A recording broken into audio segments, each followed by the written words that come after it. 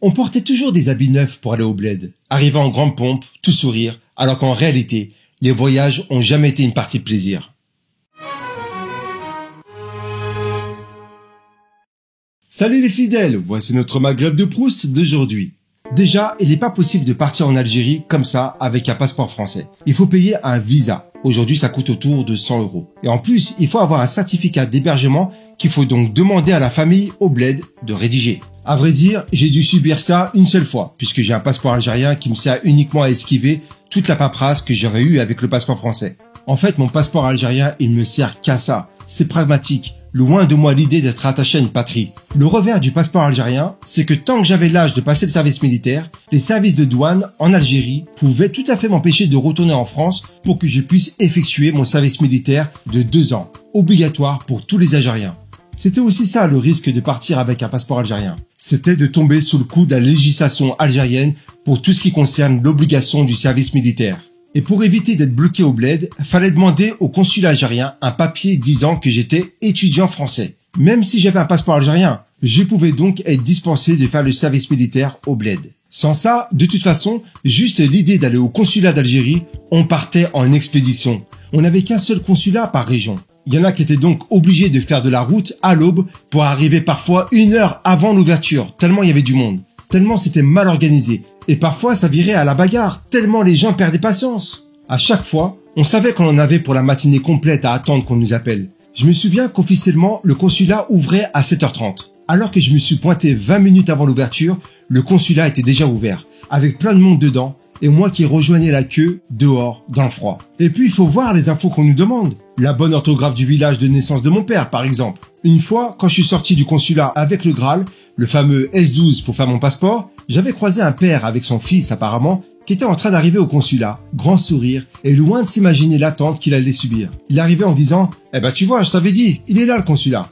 Et à mesure qu'il avançait vers l'accueil général et commençait à faire la queue pour qu'on lui remette un numéro, j'ai vu son sourire disparaître très vite. Au consulat, quand je voyais les gens et j'entendais leur nom au micro, je me disais, c'est marrant, on a une espèce de familiarité. On se dit que ça aurait pu être des cousins. On se ressemblait dans notre diversité de style et d'apparence. Et il suffisait qu'on entende un nom de famille, on se dit, tiens, ça ressemble à mon nom ça. Le truc bizarre, le consulat où je me rendais acceptait un seul moyen de paiement, le liquide. Pas de chèque, pas de carte bancaire, que du cash. Bref, c'était tellement compliqué administrativement, en plus du prix exorbitant des billets d'avion, franchement, ça a contribué au fait que pendant des années, je suis pas retourné au bled. Et puis il faut dire, j'en avais soupé aussi. Toute ma vie, on m'a embarqué au bled sans me demander mon avis, comme une valise. Je crois que c'est seulement à l'âge de 19 ans que j'ai découvert des vacances ailleurs que le bled. Résultat, au bled, j'y étais pas retourné pendant 10 ans. Le côté désorganisé du consulat, on le voyait aussi au moment de l'embarquement. C'était toujours tendu, toujours du retard, où on attendait pendant des plombes debout avec le bagage. C'était une épreuve, vraiment. On n'a jamais été traité comme de simples touristes, comme on irait en Australie, par exemple. Déjà, à la suite des attentats de 1995 en France, on nous faisait embarquer à l'extérieur, sous une tente, loin du check-in classique. Genre, allez, comme ça, s'il y a une bombe, vous avez qu'à mourir entre vous, comme ça c'est réglé. Mais en bateau, c'était pareil. Alors nous, on n'avait pas la Peugeot 504 classique, c'était avec une Renault 18 break verte qu'on allait au bled. Et puis après, il y a eu une Renault 21 Nevada, bleue, bien chargée, parce qu'on avait toujours plein de choses à laisser au bled. Ventilateur, nourriture, appareils de toutes sortes. L'avantage de partir en voiture, c'était aussi d'être autonome là-bas, pour bouger à droite à gauche, sachant en plus que le prix d'un plein d'essence, ce que j'avais vu en tout cas la dernière fois où j'y étais, c'était autour des 6 €.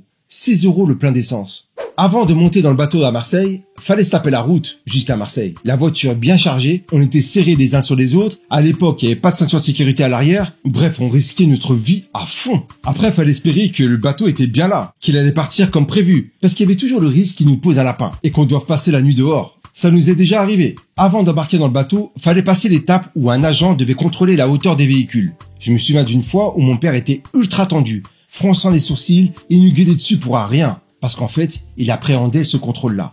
Et là, le moment fatidique, le gars il commence à mettre son espèce de tuyau de plomberie en PVC pour mesurer la hauteur, et il dit à mon père, « Trop haut, faut dégrossir ». Et là, mon père est sorti en disant, « Qu'est-ce qu'il y a?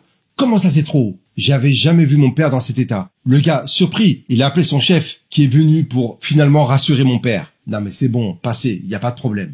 Après ça, une fois dans le bateau, puisqu'il y avait 24 heures de trajet, on espérait qu'on allait pouvoir dormir dans des couchettes. Parce que, je sais pas pourquoi, mais c'est arrivé plusieurs fois, on s'est retrouvé à dormir sur les sièges du bateau. Arrivé en Algérie, fallait maintenant se farcer à la douane. Une fois, on a eu comme voiture une Peugeot 605. À cette époque-là, c'était une voiture qui en jetait quand même. À tel point qu'à la douane algérienne, c'était fouille systématique, de fond en comble.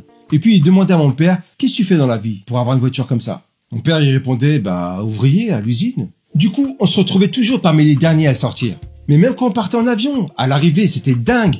Il y avait des douaniers, après avoir tout retourné, fouillé et refouillé et mis les valises sans dessus-dessous, ils se mettaient à mendier. Vraiment, mendier à mon père une boîte de thon à la catalane, trouvée dans une de nos valises. Ça m'avait choqué parce que quand on voyait un douanier, on pouvait se laisser facilement impressionner parce qu'il représentait l'autorité, l'État algérien, et on se disait, bon, ça va pour lui quand même. Mais non, même ces personnes-là sont réduites à mendier du thon à la catalane. C'est vrai qu'on parle généralement plus souvent de nous qui allons au bled que la famille qui vient en France. C'est juste que pour la famille au bled, c'est encore plus éprouvant d'entamer des démarches pour venir en France. Ça représente déjà un certain coût, même quand la demande de visa est refusée, chose qui arrive le plus souvent d'ailleurs. Donc à chaque fois que quelqu'un de ma famille du bled réussit à venir en France, alors là, c'est un exploit. Disons qu'en général, c'est plutôt des adultes déjà bien installés au bled, des personnes âgées, c'est tout. J'ai l'impression qu'il n'y a que ces personnes-là à qui on accorde un visa. Et c'est là que je me dis, ce qui est dingue, c'est que je verrai jamais mes cousins en France. C'est à moi de les voir là-bas. Je pourrai jamais les inviter chez moi, ils verront jamais l'environnement où je vis. Parce qu'on sait déjà que de toute façon, vu leur situation, il sera jamais possible pour eux d'obtenir un visa. Tout ça à cause de lignes imaginaires tracées sur le sol pour signifier comme un animal, toi tu viens pas sur mon territoire. Voilà, c'était notre Maghreb de Proust. Vous reprendrez bien une petite Madeleine? Rendez-vous demain.